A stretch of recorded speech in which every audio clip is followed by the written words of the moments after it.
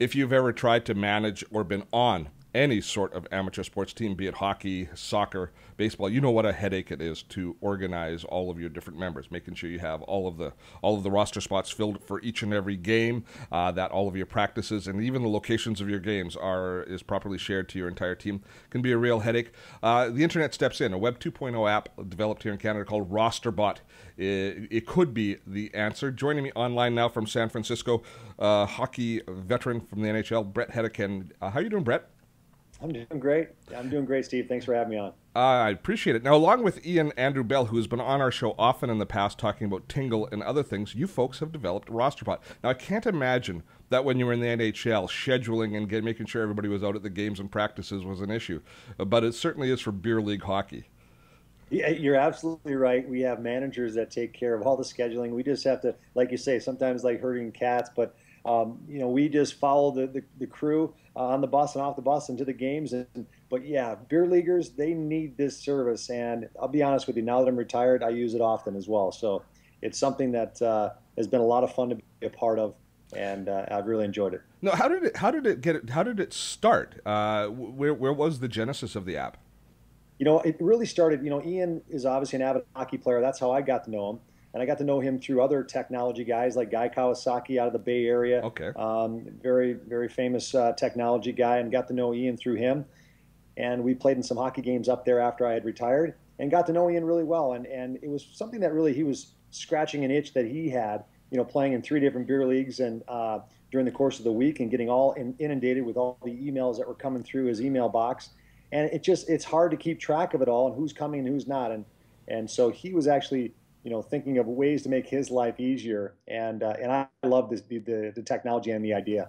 Well, now we should point out Ian is a goalie, and goalies, of course, in beer league hockey are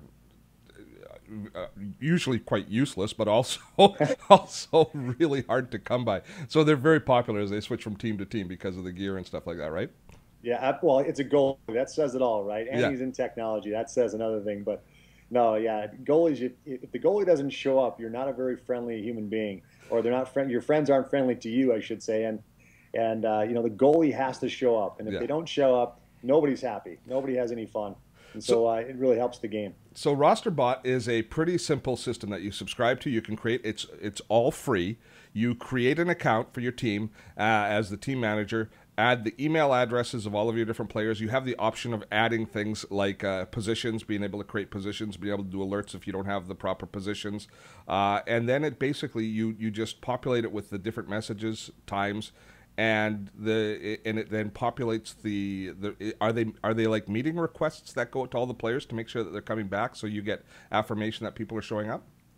Absolutely. So yeah, it literally takes you a couple minutes to set up. You can basically copy and paste all your teammates into an auto-populate separated by a comma, and it has your team all set up. Then you go in and you basically have a minimum, maximum amount of players, and then you can have spare players as well. That's what's unique about Rosterbot is we have the ability to say, okay, 3 days out from the game, I need to send a note out to all my players to see who's coming. You receive an email and it's a yes or a no link. You hit the yes, you're coming, or no, you're not. Well, Rosterbot takes that information and waits for another day. When it finally says, hey, you don't have enough players yet for the game, I'll send it out to your spares. And so then it sends it to all the spare players, and now finally you might have the amount of players needed for the game. Oh, so you actually set a minimum threshold for your what your roster is going to look like for that particular game, and if you follow a program where you send it out like enough days in advance, it then makes sure that your entire thing is populated. Or I guess you get an alert a couple days before saying, hey, you're short here. You're short here, and it also sends it out to your spare players that you've obviously put into the program to say, hey, these are my spare guys that, hey, if these good players can't show up, I'll take these scrubs. So it was built with hockey in mind at the beginning, but I guess did you realize right away that it was going to work for a lot of different areas, or is it a voyage of discovery where you're going, holy cow, it really fits in this area as well? Well, I think it was. It was made for hockey originally, but we knew that this thing would be used for many purposes. And now you look at it, it's over 300 activities, Steve. And that's the interesting thing, from church groups to I saw poker. Poker tournaments, Yeah. to poker games, to you name it. It's used for everything, and that's what makes it so fun. And it's free.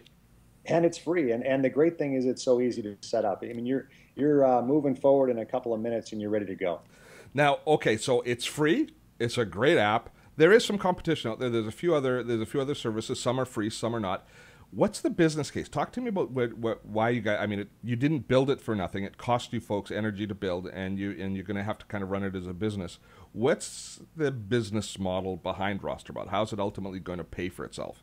Well, I think that's right where we're at now. We finally relaunched Rosterbot 2.0 just a few weeks ago, and now we're going to start doing a little bit more of the marketing, talking to other companies that really want to partner with us, that want to reach the active people out there that are in groups and in communities and in teams that they can directly relate with their customer. And what I mean by that is when we send out that invitation to see if you're coming to the game or coming to the activity or not, it's a great opportunity to send something marketing wise with that email at the bottom to say, hey, let's say we have Under Armour, for instance, Yes. if they were our sponsor, and you're playing in hockey, and the local area that sells Under Armour is having a sale on the exact thing that you might need for that particular sport or that activity.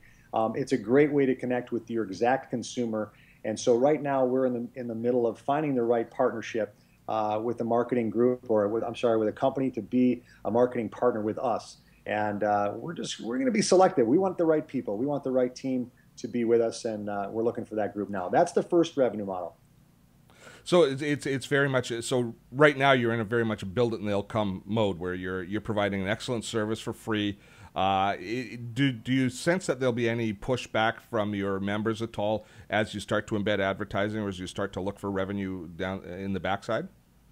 Well, we're going to anticipate that, and we hope that they understand that this is a free service at this time.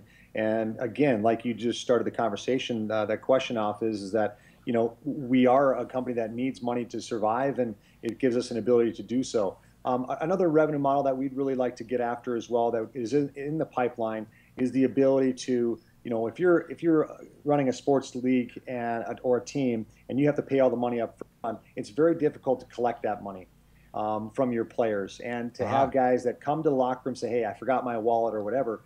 We're going to have the ability to be able to pay right online with your credit card, and that money should go to the manager who has already paid that money outright.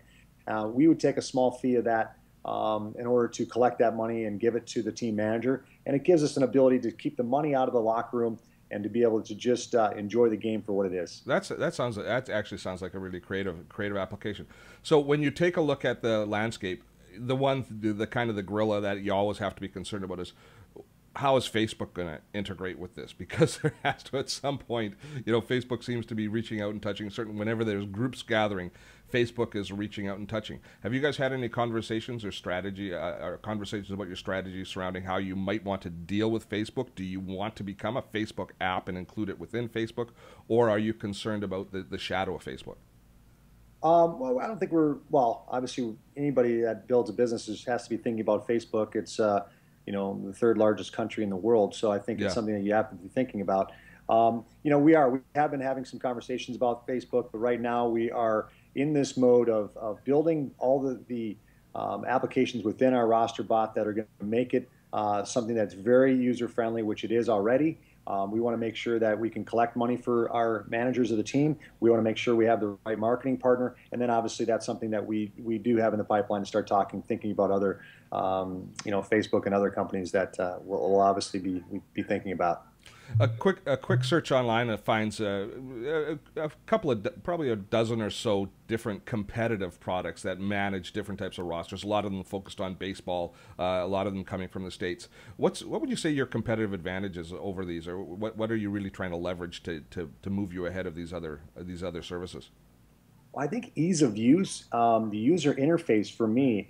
I've looked at a lot of the other ones as well, and when I come to Rosterbot, it's so simple and it's so easy to look at, and it happens so seamlessly that I just can't see myself ever using another service. And I think that's what's really drawn me to it. And I think, Chad Lindstrom and Ian Bell have done a great job of really bringing that to life, to making sure that it's easy to use. And I think that's where our strength is, no doubt about it. And the ability to have the spare players, to have things like that is a great tool for all sports, because you want to make sure you have your regulars that are in the game, but you want to make sure you have a couple on backup And I think that's just a great tool for Rosterbot. Bret Hedican, NHL legend, now online veteran, working with Ian Bell, and you also mentioned Chad. I didn't mention him off the top. One of your the third person of the triumvirate that creates Rosterbot is Chad Lindstrom, who does all of the software engineering. Thanks so much for your time. I look forward to seeing how Rosterbot works out. I'm going to try it for my own dodgeball team, see how that works. Definitely use it for your dodgeball team. It's great to talk to you, Steve, and thanks for having me on.